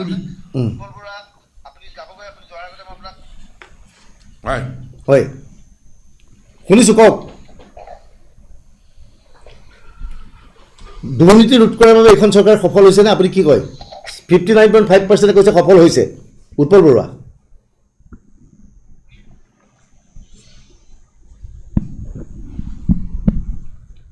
না চাওক দুৰ্নীতি ৰোধ কৰা কথাটো মই নিজে প্ৰেক্টিকেলি যিটো দেখিছোঁ যে এটা অফিচত চতুৰ্থ বৰ্গৰ পৰা তৃতীয় বৰ্গৰ পৰা কিছু ওপৰৰ কৰ্মচাৰীসকলে দুৰ্নীতি কৰাটো বন্ধ হৈছে কিন্তু অফিচাৰ লেভেলৰ যিটো দুৰ্নীতি সেই দুৰ্নীতি বন্ধ হোৱা নাই অৰ্থাৎ এই চৰকাৰৰ দুৰ্নীতি বিৰোধী অভিযানত তৃতীয় শ্ৰেণীৰ মানুহ চতুৰ্থ শ্ৰেণীৰ মানুহ নিম্ন বৰ্গৰ মানুহ বা মধ্যবিত্তৰ মানুহসকল এফেক্ট হৈছে কিন্তু আপুনি যদি চাই মন্ত্ৰী লেভেলৰ দুৰ্নীতি সাংঘাতিক পৰ্যায়ত চলি আছে প্ৰতিজন মন্ত্ৰীয়ে সাংঘাতিক সা সম্পত্তি গোটাইছে আৰু বিভিন্ন ঠিকাদাৰৰ লেভেলত দুৰ্নীতি চলি আছে দুৰ্নীতি কেৱল তলৰ লেভেলত বন্ধ হৈছে যিখিনি জৰিয়তে সাধাৰণ ৰাইজ কৰ্মচাৰীসকল হেৰাছ উৎপলৰ এইখিনি কথা মই কাৰণ এইটো হৈছে কি ওপৰ লেভেলত যিটো দুৰ্নীতি চলি ভয়ংকৰ হৈছে সৰ্বসাধাৰণ ৰাইজ সাংঘাতিক ধৰণে তাৰ বাবে উন্নয়নত যথেষ্ট স্থবিৰতা আহি পৰিছে হয় হয় উৎপল বৰুৱা আপুনি হয়তো উৎপল বৰুৱা আপুনি আন এটা ষ্টুডিঅ'টো যাবলগীয়া আছে গতিকে আপুনি মোক কৈছিল যে 7 বজাত আপোনাক বিদায় দিব লাগে মই আপোনাক বিদায় দিছোঁ পৰৱৰ্তী সময়ত আৰু এদিন আপোনালোকৰ ভালকৈ পাতিম আপোনাক আৰু অধিক আপুনি সময় দিব নোৱাৰিব মই জানো আপোনাক আৰু অধিক সময় দিব বিচৰা নাই উৎপল বৰুৱাক বহুত বহুত ধন্যবাদ দিছোঁ মই এইখিনিতে প্ৰথম দিনাৰ এই অনুষ্ঠানত অহাৰ বাবে আপোনাকো ধন্যবাদ জ্ঞাপন কৰিছোঁ হয় শিৱানন্দ বৰুৱা মই এইখিনিতে এটা কথা ক'ব বিচাৰিছোঁ তাৰমানে দুৰ্নীতি কথাটো যিহেতু আহিছে এটা সময় পাৰ হৈ গৈছে এটা যুগ পাৰ হৈ গৈছে দুৰ্নীতিও এনেকৈ শিপাইছে তাক ৰোধ কৰাটো ইমান সহজ নহয় তাৰমানে এনেধৰণে দুৰ্নীতিও শিপাইছে তাৰমানে সপ্তাহ থৈ গ'লে এটা যুগত গতিকে লাহে লাহে দুৰ্নীতি ৰোধৰ যিটো প্ৰচেষ্টা কৰিছে লাহে লাহে হয়তো সফল হ'বগৈ নহ'লেনো মুখ্যমন্ত্ৰীয়ে নিজৰ চৰকাৰখনে দুৰ্নীতি এনেকৈ হাত দাঙি দাঙি ধৰি নিজৰ বদনাম হোৱা নিচিনা নহয় জানো কিন্তু সেইটো নকৰিব পাৰিলেহেঁতেন বদনাম হ'ব মোৰ চৰকাৰখন কিন্তু কিহৰ কাৰণে কৰিছে যে সিদিনা মাছ দি অহা মানুহজনক আকৌ পিছদিনা এতিয়া ঘৰত তালাচী কৰিছে হাতত সেইদিনাখন কিন্তু মই এইডোখৰত এটা কথা আহোঁ এতিয়া ছ'চিয়েল ৱেলফেয়াৰ ডিপাৰ্টমেণ্টত 2000 কোটি টকা স্কেণ্ডেল হৈছিলে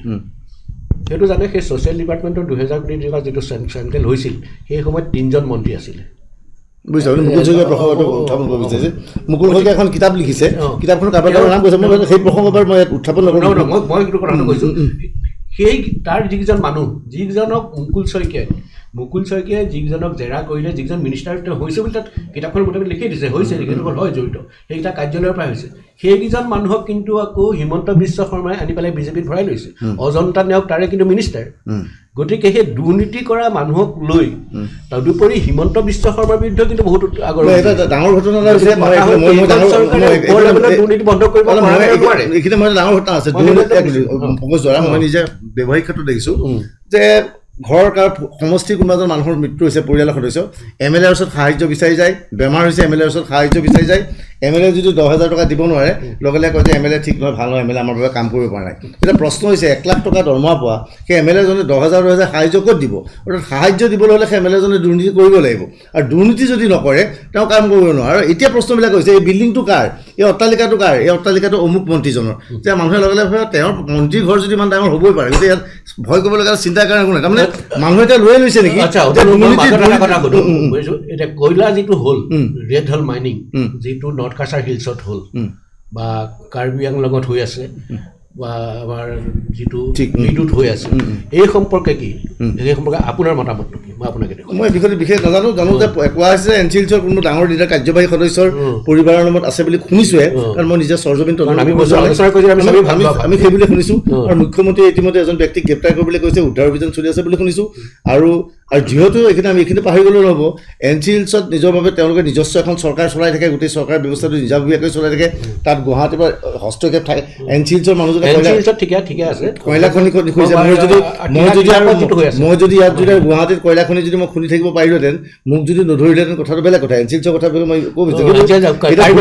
তুলিয়াম ৰং যিজন অনবৰতে মুখ্যমন্ত্ৰী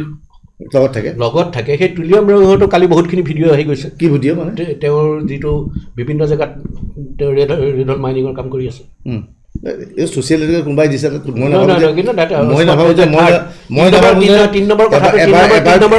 অতি শোচনীয়ভাৱে বিৰোধীক পৰাস্ত কৰা তুলিৰাম ৰামখন ইমানো কেঁচা খিলাই নহয় যে নিজে নিজে মাইনিং কৰি পইচা যিবোৰ পাব্লিক কাৰ্বি আংলঙত নৰ্থ কাছাৰ হিলছত হ'ল কি বিজেপিয়ে ধৰ্ণা দিলে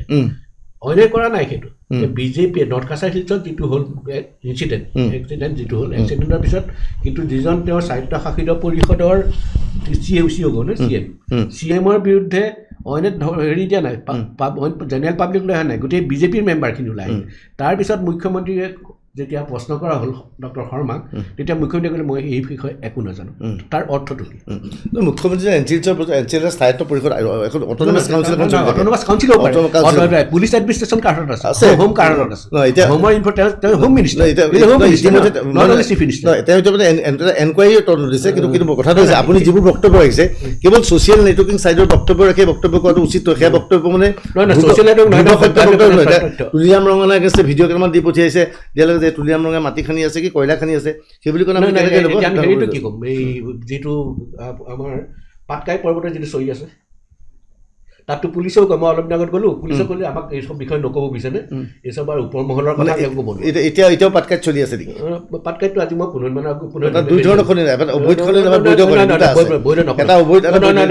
বৈধ থাকিব পাৰিব কয়লাটো হৈছে কি মাটিৰ তলৰ সম্পত্তিখিনি হ'ল ৰাষ্ট্ৰীয় সম্পত্তি সেইটো চেণ্ট্ৰেল গভৰ্ণমেণ্টে কৈছে কয়লা বৈধ খনন কৰিব পাৰে খালি ইয়াত কোল ইণ্ডিয়াই বাকী নোৱাৰে আমাৰ খনি উন্নয়ন ডিপাৰ্টমেণ্টে তেওঁলোকে নোৱাৰে মই নাজানো কাৰোবাৰ অথৰিটি লৈ পেলাই কৰিব পাৰে সেইটো ল'ব লাগিব কোল ইণ্ডিয়া লিমিটেডৰ পৰা তেওঁলোকে বোধহয় লাইচেঞ্চ কিন্তু যিখিনি কয়লা যিখিনি আছে সেই গোটেইখিনি কোল ইণ্ডিয়া 5খন আছে ঠিক আছে যি ধৰণৰ কয়লা মাঘেৰিটাত যিটো কয়লা খনন চলি আছে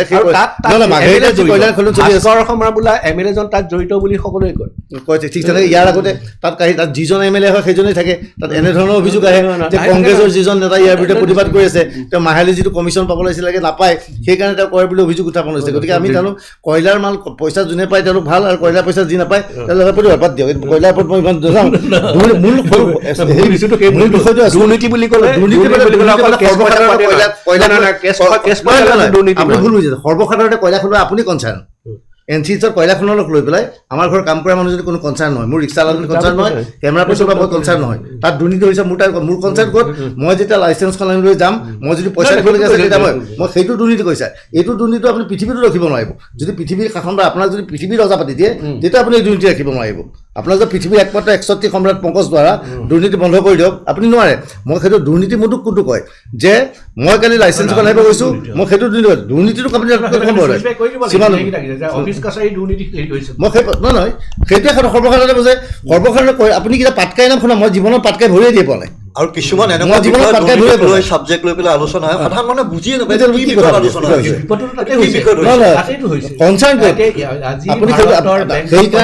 সেইকাৰণে আপোনালোকৰ কথা মই আপোনালোকৰ লগতে কৈছোঁ যিসকল বিৰোধীয়ে বিৰোধী আচল এই কথাখিনি মানৱ এইটোতে ব্যৰ্থ হৈছে হিমন্ত বিশ্ব চৰকাৰখনক শেষ কৰিব পাৰিলেহেঁতেন যদি চতুৰ বিৰোধী লিডাৰ হ'ল যদিহে চতুৰলোকে ফেচবুকত কাম কৰিলে আপোনালোকে লিখি থাকে ৱৰ্ল্ড বেংকত টকা নাই সিহঁতৰ পইচা ক'ত পালে মই কি কনচাৰ্ণ আৰু ঋণ লোৱা কথা কৈ থাকে ঋণ নল'লে কেনেকৈ উন্নতি কৰিব আৰু ঋণ পাবলৈতো নিজৰ যোগ্যতা লাগিব নহয় সেইটো ভুল কথা কৈ আছে মই আগতে মোৰ নিজৰ এখন ফৰ্চুনাৰ কাৰ আছে ঋণ পাবলৈ যোগ্যতা মোৰ এখন ফৰ্চুনাৰ কাৰ আছে মই জীৱনত আজি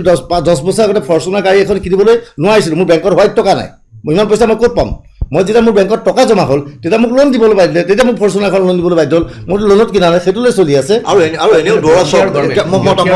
এটা উদাহৰণ দিছোঁ মানুহে ঋণ সম্পৰ্কত অকল বিতৰ্ক কৰি থাকে আপুনি গাড়ী এখন আপুনি সাধাৰণ উদাহৰণ এটা দিছোঁ আপুনি এখন গাড়ী ল'লে আপুনি নিয়মীয়াকৈ যেতিয়া EMI আপুনি কমপ্লিট কৰি থাকিব আপোনালৈ আধা অৱস্থাতে আপোনালৈ আহিব ইমান টকা দিব বিচাৰিছে মই লোন কমপ্লিট কৰাৰ কাৰণে মোক ফোন কৰিছে আপোনাক লাগে ইমান টকা দিব বিচাৰে কাক দিয়ে লোন যাৰ যোগ্যতা থাকে তাক যি ঘূৰাই দিব পাৰিব বুলি বিশ্বাস হয় তেওঁকহে লোন দিব ঠিক আছে এবাৰ মই শেষ প্ৰশ্নটো আজি আমি বৰ দীঘলীয়া নাপাৰোঁ আমাৰ 5 নম্বৰ প্ৰশ্নটো যিটো আমি কৈছোঁ দৰ্শকক মোক 25টা প্ৰশ্নলৈ আমি সমীক্ষা চলাইছিলোঁ প্ৰায় 1000 লোকৰ কাষ চাপিছিলোঁ সেই 25টা প্ৰশ্ন আমি 4টা প্ৰশ্ন যি সমীক্ষা পালোঁ আমি ৰিপৰ্ট দিলোঁ সেই ৰিপৰ্টবোৰ এই পৰ্যন্ত যি ধাৰণা দিছে ভাল কিন্তু এতিয়া আমি আন এটা বেয়া প্ৰশ্ন সুধিব বিচাৰিছিলোঁ চৰকাৰৰ কোনটো কামত আপুনি আটাইতকৈ অসুখী কোনটো কাম চৰকাৰ আপুনি বেয়া পাইছে আমি 3টা অপশ্যন দিছিলোঁ পৰিবহণ কৰ স্মাৰ্ট মিটাৰ আৰু অত্যধিক সুৰাৰ বিপণী এতিয়া 60.2% লোকে কৈছে স্মাৰ্ট মিটাৰক লৈ পেলাই কালত যি হিমন্ত বিশ্ব চৰকাৰৰ কাৰ্যকালত 75% লোকে ভাল বুলি কৈছিল সেই ভোটাৰে সেইসকল সমীক্ষা চলোৱা লোকে যে চৰকাৰৰ এই স্মাৰ্ট মিটাৰ কামত তেওঁলোক অসুখী দ্বিতীয়তে য'তে ত'তে সুৰাৰ বিপণী দিছে 29.5% লোকে কৈছে অত্যধিক সুৰাৰ বিপণী খুব বেয়া কৰিছে জাতিটো শেষ কৰিছে 3 নম্বৰতে কৈছে 10.3% লোকে কৈছে পৰিবহণ কৰ যে গাড়ী ৰিনিউ কৰিবলগীয়া হয় বহুত টকা দিবলগীয়া হয় এইবোৰে কৈছে শ্ৰীমান বৰা স্মাৰ্ট মিটাৰ প্ৰসংগত আপুনি বিভিন্ন সময়ত মাত পাতি আহিছিল আপুনি বিজেপিৰ বিভিন্ন নীতিক সমৰ্থন জনাইছিলোঁ মই দেখিছোঁ ছ'চিয়েল নেটৱৰ্কিং ছাইডত আপুনি স্মাৰ্ট মিটাৰ বিৰোধিতা কৰিছে আপুনি ভাবে স্মাৰ্ট মিটাৰে বাধাৰ সৃষ্টি কৰিছে সমস্যাৰ সৃষ্টি কৰিছে নাই এইটো মই প্ৰথম অৱস্থাত দেখিছিলোঁ আৰু তেওঁ আপত্তিও কৰিছিলোঁ আৰু সেই সম্পৰ্কত তোমাৰ লগত মই এটা শ্ব' কৰিছিলোঁ সেই সন্দৰ্ভত সাক্ষাৎ লৈছিলোঁ তুমি কিন্তু কথাটো হৈছে কি এটা সময়ত এনেধৰণে স্মাৰ্ট মিটাৰ এতিয়া ঠাণ্ডা দিন চলি আছে আমি গম পোৱা নাই এটা সময়ত স্মাৰ্ট মিটাৰ এনেধৰণে মানে মানুহক লুটিছিল বুলি এটা অভিযোগ উঠিছিল মই নিজেও প্ৰমাণ পাইছিলোঁ হঠাৎ লগাই থৈ গুচি গ'ল স্মাৰ্ট মিটাৰ পিছতহে গম পাইছোঁ যে আমাৰ ঘৰত স্মাৰ্ট মিটাৰ লগাই থৈ গৈছে আমি 5 ঘৰ মানুহ থাকোঁ আগতে যিটো আহিছিল তাতকৈ প্ৰায় 3 গুণৰ ওপৰ হৈছে এতিয়া অৱশ্যে স্মাৰ্ট মিটাৰ এতিয়া লাহে লাহে অকণমান কমিছে কিন্তু কমিছে নে সেইটো বস্তুটো ধৰিব পৰা নাই আকৌ যেতিয়া গৰম আহিব তেতিয়া হয়তো আমি গম পাম এইখিনিতে আৰু এটা কথা মই আমি APTCLৰ কথা পাতিছিলোঁ যে 1 বছৰ আগতে যিটো নিৰিখ আছিল এতিয়া নিৰিখটো বৃদ্ধি পাইছে এতিয়া আকৌ আৰু বাঢ়িব নিৰিখ বঢ়াৰ লগে কৰিবলৈ বিচাৰিছে যদি কৰে আৰু বাঢ়িব ইউনিট কমিলে গতিকে স্মাৰ্ট মিটাৰটোৱে চৰকাৰখনক কিছু বিপদত পেলাইছে পংকজ দৰা আপুনি ভাবে স্মাৰ্ট মিটাৰ আৰু অত্যধিক সুৰাৰ বিপণী নহয় স্মাৰ্ট মিটাৰটো হ'ল চবতকৈ বিপদজনক বস্তু আৰু স্মাৰ্ট বস্তুটোৱে হ'ল গুজৰাট কনচেপ্ট আৰু গুজৰাট কনচেপ্টতে আছে তাত কিন্তু বিপদ আছে ভাৰতত এতিয়া সেই ঘটনাবোৰে ঘটি আছে স্মাৰ্ট মিটাৰটো প্ৰথম কোনে আৰম্ভ কৰিছিলে স্মাৰ্ট মিটাৰ আৰম্ভ কৰিছিলে আদানী গ্ৰুপে তেওঁলোকে বিভিন্ন ব্ৰেণ্ড কৰি পেলাই স্মাৰ্ট মিটাৰ আৰম্ভ কৰিলে আৰু সেই আদানীক প্ৰমোট কৰিবৰ কাৰণে ভাৰতৰ বিভিন্ন ৰাজ্যত যিবোৰ বিজেপি শাসিত ৰাজ্যত তাত স্মাৰ্ট মিটাৰ নাই কৰা এইটো ভুল কৈছে নাই স্মাৰ্ট মিটাৰটোত খুব প্ৰয়োজন আছিল অসমত খুব প্ৰয়োজন আছিল বিশেষকৈ ইণ্ডাষ্ট্ৰি মই কৈছে মেইন পইণ্টটো মই বিদ্যুতৰ বিল দিব লাগিব নিদিলে মোৰ লাইট কাটি দিব ধুবুৰী অঞ্চলত লাইট ৰচিতে টানি আছে লাইটৰ বিল নিদিয়ে তাত যদি কাটিবলৈ যায় গাঁৱে মানুহে ACB আনক পিতে মাৰপিট কৰে গতিকে ৰাইজে তাত হাজাৰ টকাৰ বিল দিব স্মাৰ্ট মিটাৰটো গণ্ডগোল যে ধৰা পৰি গৈছে কিন্তু ইমান স্মাৰ্ট মিটাৰ প্ৰয়োজনীয়তা আছে কিন্তু স্মাৰ্ট মিটাৰ স্মাৰ্ট মিটাৰটো চবতে নেট ভাল বস্তু এটা ব্যৱহাৰ কৰিব বিচাৰিছিল এটা কিন্তু পৰীক্ষা নকৰে হৈ আছে যিটো ৰাইজৰ অকণমান গুৰুত্ব দি পেলাই এইটো যদি সমালোচনা যিবিলাক আমি কৰি আছো অকণমান যদি গুৰুত্ব দি চৰকাৰখনে বস্তুটো ভাল ধৰণে প্ৰতি বছৰ চৰকাৰখনৰ বিপদত এইখন চৰকাৰ যথেষ্ট সমস্যাৰ সন্মুখীন হ'ব নিৰ্বাচনৰ প্ৰাক মুহূৰ্তত অন্যতম স্মাৰ্ট মিটাৰ এইটো নহ'লে মই নিজে মোৰ তেজপুৰৰ বাসগৃহ স্মাৰ্ট মিটাৰ স্মাৰ্ট মিটাৰ আৰু এটা প্ৰশ্ন 29.5% লোকে এইটো ডাঙৰ কথা প্ৰায় 30% লোকে কৈছে চৰকাৰৰ কোনটো কামত আপোনালোকে আটাইতকৈ অসুখী অত্যধিক সুৰাৰ বিপণী অৰ্থাৎ য'তে ত'তে সুৰাৰ বিপণী হৈছে এইটোত মানুহে বেয়া পাইছে পংকজ দৰা সুৰাৰ বিপণী য'ত হোৱা নহয় এতিয়া মদ যি খাই খাবই নেখোৱা মানুহে নেখায় সেই কথা কৈ লাভ নাই এতিয়া চিগাৰেট মই চিগাৰেট খাওঁ য'ত নেপাললৈ ক'ৰবাত গৈ পেলাইও বিচাৰি লৈ আহোঁ সেইটো খাবই গাঁৱৰ মানে সেইটো মিছা কথা এইটো মই সেইটো বিশ্বাস নকৰোঁ যে মদৰ দোকান হ'লে মানুহে মদ খাব যি নাখায় মই আজি ইমান বছৰ সাংবাদিকতা কৰিলোঁ আজিলৈকেতো মই গুৱাহাটীত আমাৰতো সাংবাদিকতা ফ্ৰী মদ পাওঁ নহয় জানো য'ত ত'ত ক'লে ফ্ৰী পাওঁ আজিলৈকেতো মই 35 বছৰতো আজিলৈকে মুখত মই বিয়েৰে মুখত দি পোৱা নাই মদৰ দোকান মোৰ ঘৰৰ সন্মুখত মই মদ নাখাওঁ আপোনাৰ মদ নাখায় কাৰণে আপুনি এইটো হোৱাৰ কাৰণে বেয়া পোৱা নাই কিন্তু আপুনি যদি মদ খালে আপোনাৰ পত্নীয়ে যদি ঘৰৰ মুখতে দোকানখন দেখিলেহেঁতেন ইয়াৰ পৰা গৈ বাহিৰে বাহিৰে যেতিয়া বটলটো ৰুমত সোমালেহেঁতেন চিগাৰেটটো খাওঁ চিগাৰেটটো বিচাৰি মই য'ত যাওঁ মই খালি এটা কথা এইটো ক্ষেত্ৰত যিটো 29.5% তাৰমানে অসন্তুষ্ট অলপ আছে এতিয়া নতুন দিল্লীত হ'ল কি মদটো ইমান বিয়পাই দিলে পানীয়ে নোহোৱা হৈ গ'ল নতুন দিল্লীত এনেকুৱা এটা অৱস্থা হৈ গৈছে পানীয়ে নোহোৱা হৈ গৈছে এতিয়া গতিকে এই অলপমান চিন্তা কৰিব লাগে ৰাইজৰ অভিযোগবিলাকো মই এতিয়া অনুষ্ঠানৰ পৰা বিদায় লোৱাৰ পূৰ্বে প্ৰথমৰ পৰা গোটেইকেইটা সমীক্ষা কি আমি ৰিপৰ্ট পালোঁ সেইখিনি দেখুৱাব বিচাৰিছোঁ প্ৰথমৰ পৰা প্ৰথম প্ৰশ্নটো আছিল আমি দেখুৱাব বিচাৰোঁ হিমন্ত বিশ্ব চৰকাৰৰ কাৰ্যকাল সংক্ৰান্তত আপুনি কি কয় এই ক্ষেত্ৰত দেখা গৈছে 75.2% লোকে কৈছে হিমন্ত বিশ্ব চৰকাৰৰ কাৰ্যকাল সংক্ৰান্তত আমি ভাল পাইছোঁ আৰু 1.6% লোকে কৈছে মন্তব্য নাই বেয়া পাইছোঁ আৰু 16.2% লোকে কৈছে মন্তব্য নাই পুনৰ কৈছোঁ আমাৰ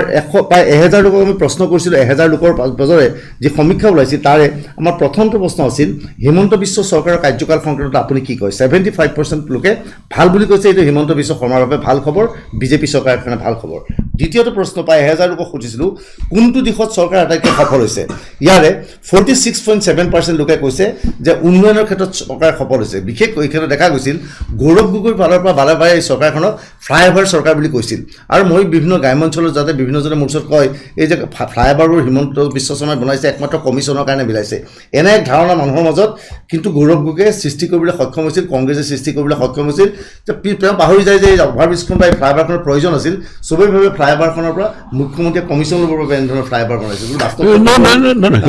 বাস্তৱ সত্য দল কমিশ্যন ল'বলৈ হ'লে ফ্লাইঅভাৰ দৰকাৰ নাই ৰাস্তা বনাই অসমমালা ৰাস্তাৰ ওপৰত কিন্তু কোনো কংগ্ৰেছে নকয় অসমমালা ৰাস্তা কিয় বনাইছে কাৰণ কংগ্ৰেছৰ MLA বহুত জেগাত গৈ আছে এইখন চৰকাৰ জনতাৰ কাষ চাপিবলৈ সক্ষম হৈছেনে 77.1% লোকে কৈছে হৈছে 11.19% কৈছে নাই হোৱা আৰু 11.1 লোকে মন্তব্য নাই বুলি ক'বলৈ তেওঁলোকে বিচাৰিছে যে আমি প্ৰশ্ন কৰিছিলোঁ পূৰ্বৰ তুলনাত এইখন চৰকাৰ জনতাৰ কাষ চাপিবলৈ সক্ষম হৈছে নে নাই 77.1 লোকে কৈছে হৈছে ইয়াত 11.89 কৈছে নাই হোৱা আৰু 11.1% লোকে কৈছে মন্তব্য নাই হয় বাস্তৱ সত্যটো হ'ল এই চৰকাৰখনৰ মন্ত্ৰী বিধায়কসকল আজিকালি ৰাইজে তেওঁলোকক পাবলৈ অতি সহজে পায় পূৰ্বৰ চৰকাৰটোত এনেধৰণৰ বহু ঘটনা হৈছিল যে শাসনাধিষ্ঠ দলৰ মন্ত্ৰী বিধায়ক দিছপুৰতে থাকে সমষ্টিত নাযায় কিন্তু হিমন্ত বিশ্ব শৰ্মাৰ নেতৃত্বত চৰকাৰখনত বিধায়কসকলক কঠোৰ নিৰ্দেশ জাৰি কৰা হয় যে তেওঁলোক সমষ্টিত অধিকাংশ সময় থাকিব লাগিব গতিকে হয়তো এই নীতিৰ ফলত জনতাই ভাল কৰিছে দুৰ্নীতি ৰোধ কৰাৰ বাবে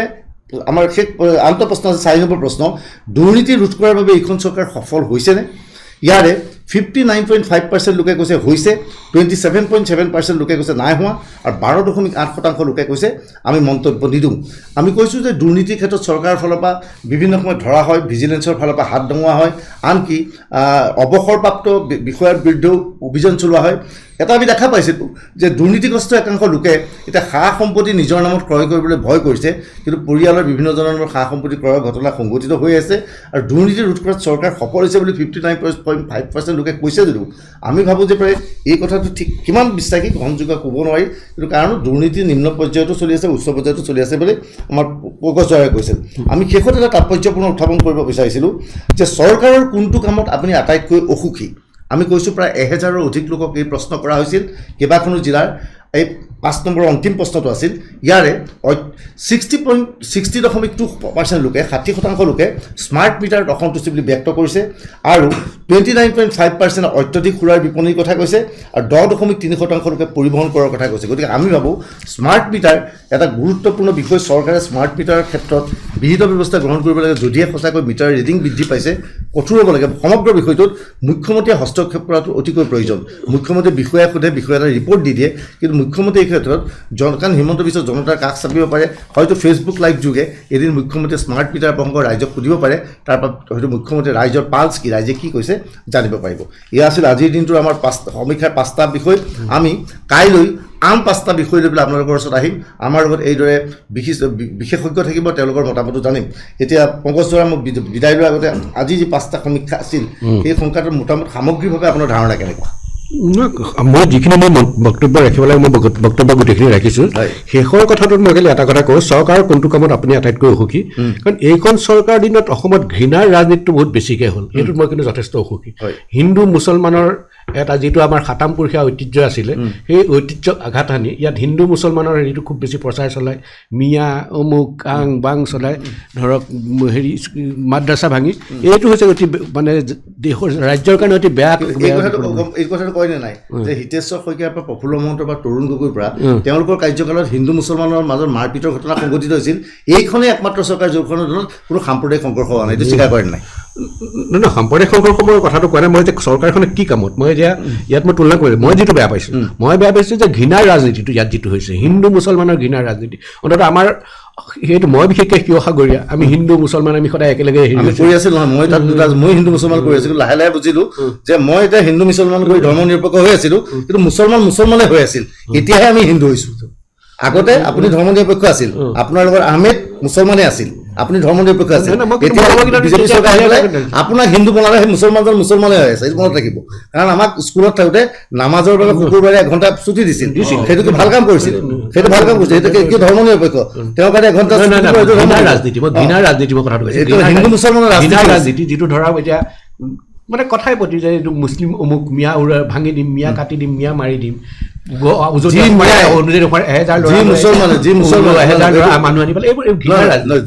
ৰাজনীতিয়ে দেশক ধ্বংস কৰে এইখন দেশত হিন্দু মুছলিম থাকিবই লাগিব মুছলমানে যেতিয়া যিমানে যি মুছলমানে যেতিয়া এটা দল এটা আছে মুছলমান মই এটা বুজো তুমি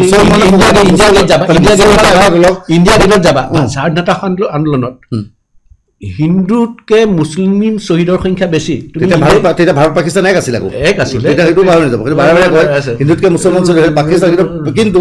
স্বাধীন হোৱাৰ পিছত পাকিস্তান তেওঁলোক গুচি গ'ল সেইটো পাহৰি নাযাব তেতিয়া থাকি গ'ল এই পাকিস্তান ক্ৰিকেটত যিকেইটা সংঘটিত হয় আব্দুল কালামৰ জন্ম আছে তাৰ মাজতো গৌৰৱ পংকজ দৌৰা ইয়াতে এণ্টি ইণ্ডিয়ান মনোভাৱৰ এনে কিছু ব্যক্তি আছে চবতে থাকিব ভাল বেয়া চবতে 2-4টা বেয়া থাকিব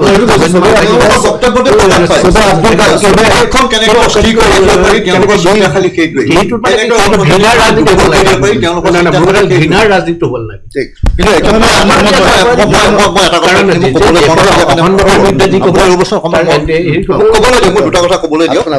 কিছুমান আপুনি উন্নয়নৰ কথা কওঁতে গোটেই কথাখিনিৰ পৰা মই এটা কথা ক'ব বিচাৰিছোঁ যে কিছুমান উন্নয়ন চকুত নপৰে কিছুমান উন্নয়ন চকুত পৰা ফ্লাইঅভাৰ হৈছে ৰাস্তা হৈছে কিছুমান উন্নয়ন চকুত নপৰে কিন্তু চকুত নপৰা উন্নয়নৰ সৈতে মই জড়িত আছিলোঁ যিটো আৰৱ ব্যক্তি হিচাপে মই জড়িত আছিলোঁ সাংস্কৃতিক জগতৰ ক্ষেত্ৰত শিল্পী পেঞ্চন ঘোষণা হয় নহয় সেই শিল্পী পেঞ্চন যোৱা 3 বছৰত আপোনালোকে লক্ষ্য কৰিব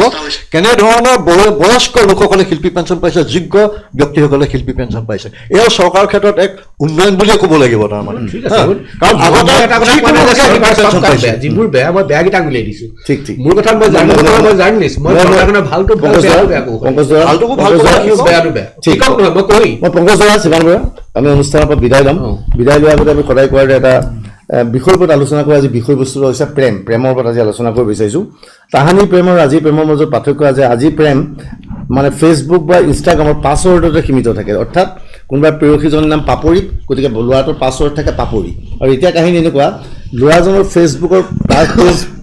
পাছৱৰ্ড প্ৰেয়সীয়ে যদি নাপায় তেনেহ'লে সেই প্ৰেম সঠিক নহয় আজিকালি প্ৰকৃতি মোক চব দিব লাগিব পাছৱৰ্ডটো দিব লাগিব গতিকে পাছৱৰ্ডৰ প্ৰেম চলি আছে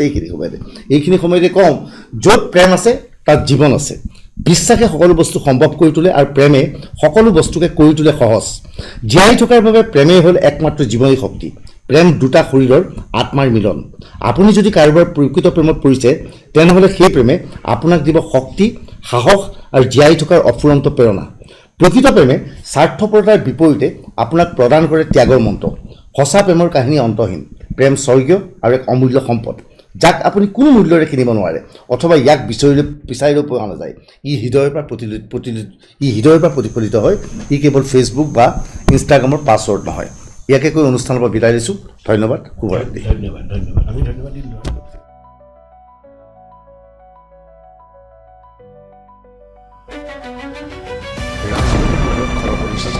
হিমন্ত বিশ্ব শৰ্মাৰ কুমাৰ নেতৃত্বাধীন চৰকাৰখনে এতিয়া এই সমষ্টিত হিন্দুৰ তুলনাত মুছলমান ভোটাৰৰ সংখ্যা কংগ্ৰেছৰ পৰিৱৰ্তে বিজেপিৰ